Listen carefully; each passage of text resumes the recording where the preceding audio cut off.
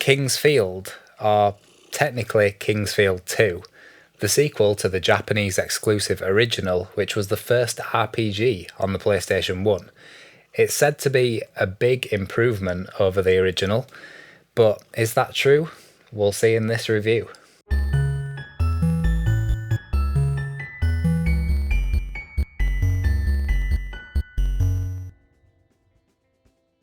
I did a lengthy and in-depth review of the original King's Field, and actually King's Field 2 is incredibly similar in most ways really.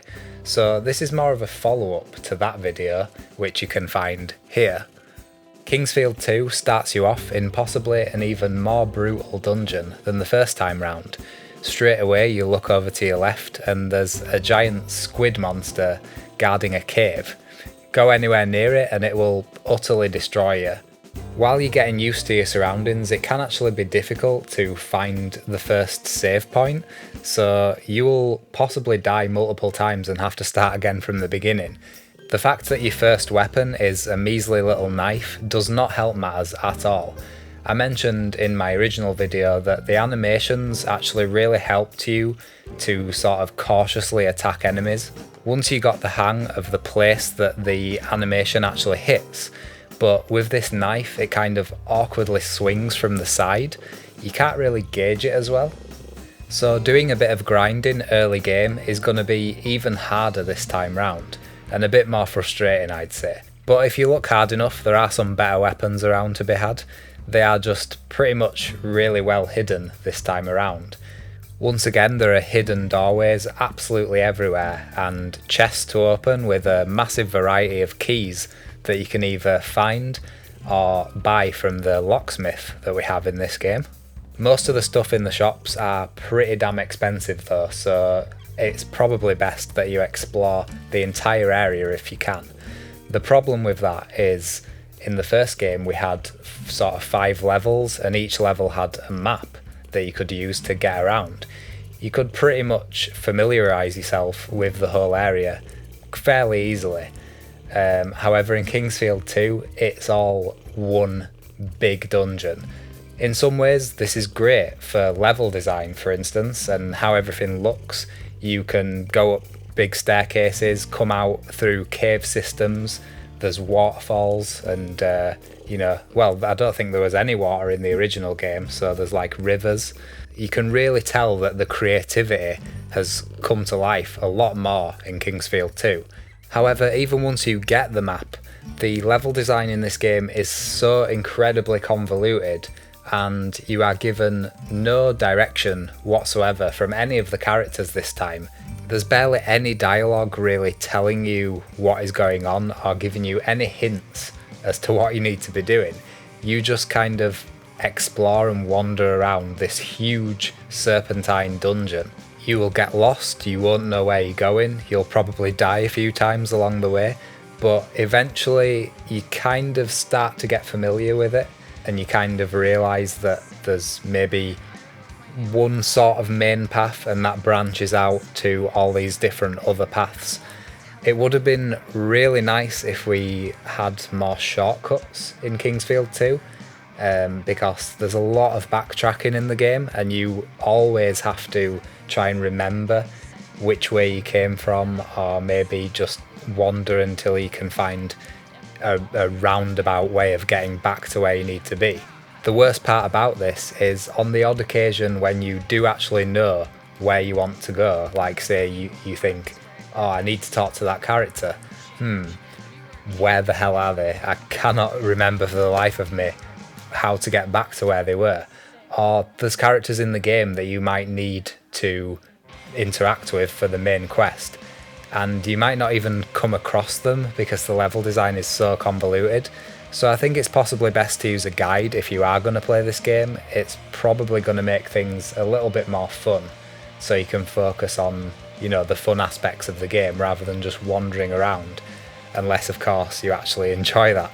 I don't think I enjoyed it as much this time round, another reason being that there's a lot more difficulty spikes and a lot less opportunities to grind.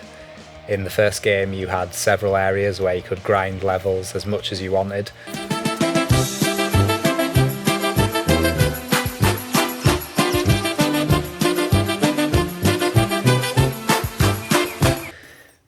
This time there's no such area really. So that means if you're going through an area, you're thinking, yeah, I'm really making progress here. You know, perhaps there's something really important along this way. Then you just get swarmed by a load of high level enemies and die. It's not that fun if that happens, because then you just think, well, you know, I could wander around, I guess, and see if I can find anything else, but I don't know specifically of any areas that I should be going to. That doesn't mean that there haven't been some major improvements on the gameplay side of things, because I think that the magic system is a lot more satisfying now. You have to find magic crystals all over the dungeon, and that does make it a bit rewarding, you know, exploring and stuff like that. There are magic crystals of all different types, like earth, fire, wind, and they upgrade your magic gradually as you go through the game. So that's how you get access to the higher level magic. Your MP pool is pretty damn limited though, that's the only problem. But to solve this, you have a new mechanic in this game where you can find crystal flasks pretty much all over. They're pretty rare, but you can also find crystals which you can then turn into these crystal flasks. And your first quest, I guess you could call it in the game, is to turn on the magic fountain, as it was in the original.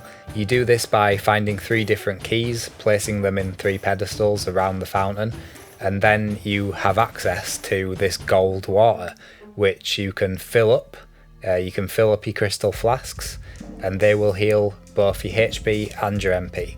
So I think that's a much better way of doing things than last time, where you kind of had to grind these herbs. You also do have healing magic in this game too, so I think the crystal flasks afford you a bit more security if you think, oh yeah, I'm gonna fill up all my crystals because I know that I'm gonna be going through a hard area. The giant squid that I mentioned earlier is one of a few new boss type monsters, and I think it's really cool actually that a lot of the enemies seem to be different sizes this time, and I think that probably depends on what level they are. But yeah, there's also these boss monsters which are just basically giant versions of normal monsters.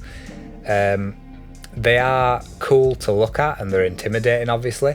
However, you can just use a bow and like kill them at long range pretty damn easily, which actually reminded me of, I think it's Demon Souls, where you stand on the tower and there's a dragon flying overhead.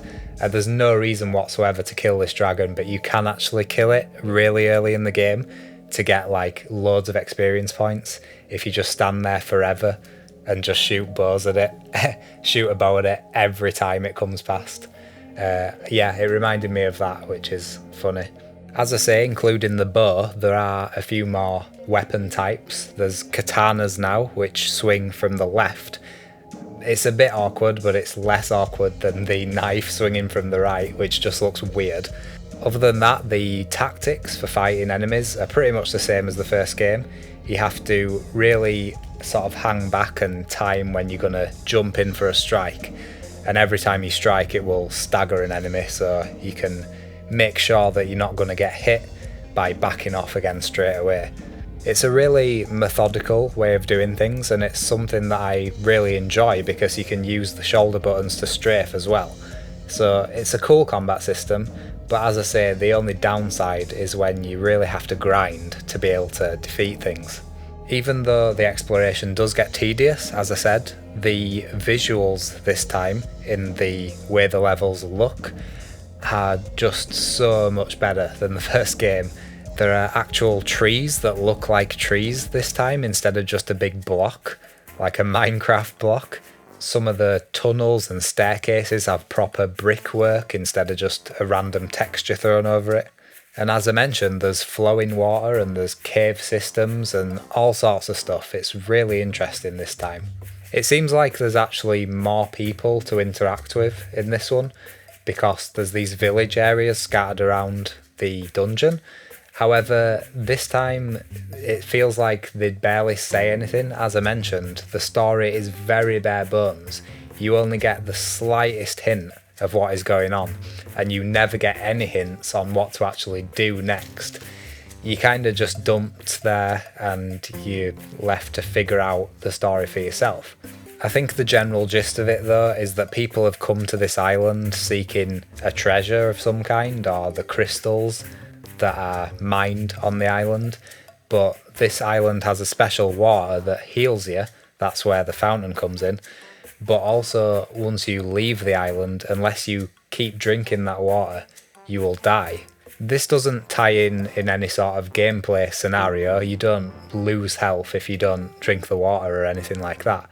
But I believe it also ties in with the original game and the sort of evil power that the king tried to manifest himself with when he turned himself into a bit of a monster. There's a similar kind of figure that characters mention throughout the game, and that's who you're working towards finding and defeating, basically. However, the character, as far as I can tell, has no motivation whatsoever as to what he's doing or, to defeat this person. As far as I can tell, the character's just shown up and is wandering around, basically. So yeah, other than a few maybe comic relief lines from a few characters here and there, the characters and the story just fall completely flat for me. There's also a lot more variety in the enemy designs this time round, and there's even little bug type enemies that fly around in the more open areas and fish enemies that swim in the water. And I think this adds a lot more character and makes each particular area feel a bit more unique this time round. For instance, the termite nest, that has all these, big termites in it. And it has a different feel to the other areas of the game. The music, once again, is great. It has this sort of plodding feel throughout the entire game, and the further you get through the game, the more intense the music becomes. But it keeps that same style. There's a lot of really interesting instrumentation. The style of the music is obviously influenced by medieval music, I would say, but then there's loads of different synthesizer style sounds and also a slap bass playing some pretty funky bass lines. And these are all obviously synthesized instruments as it's an early PS1 game, but I think the composer did a really decent job here, and it really fits the tone of the game, even though these are janky synthesized instruments. The sounds generally and the sound design is a lot cleaner in Kingsfield 2. It feels like there's a lot more character to them and they're not just random bleeps and bloops that have had no time whatsoever put into them. Some of the sounds in the original sounded like they could have been from an Atari or something. So, conclusion for From Software's second ever game. I think they were really pushing the technology here and they were pushing what the PlayStation could do. And I think they really tried to make something interesting and maybe complex. Maybe trying to make something that was more towards what the PC could do at the time. And in terms of the technical stuff, like graphics, how it sounds, how big the areas were, and how it all connected together, they absolutely nailed it. But I think in trying to impress the PlayStation audience of the mid-90s, they might have lost sight of what made the game actually fun in the first place. Looking at your map, thinking, okay, I've gone through this area, here's the areas I haven't been through, there's a route just through here that I can maybe get through and stuff like that. Finding these hidden areas and these shortcuts and keeping to your base of where you know and branching out from there. This is just a complete mess, of areas that you never really know where you are at any one time. Also, the story. The original just kept it simple. You started out in one area, there was a little church to the left, you had a couple of characters, each would tell you different things that you might need to know, interesting stuff. Possibly there's a miner in one area that has a miner's map. Maybe you could go find him. You do that, or you could go off to a different area. It was completely up to you, but you still had that little bit of guidance on what you should be doing next. And you would go back to those characters throughout the game, and they'd give you more and more snippets of lore on this game world. And it's just simply not the case in the second one. It is seriously a lot worse in how it delivers its story, and you kind of end up not caring at all in a way. So despite the obvious improvements of Kingsfield 2, I actually find that the original Japanese exclusive game is a far more enjoyable game in the end, and one that I definitely recommend over Kingsfield 2. I've been Jake of the Retro Perspective. Thank you very much for watching, hope you enjoyed, and I'll see you next time.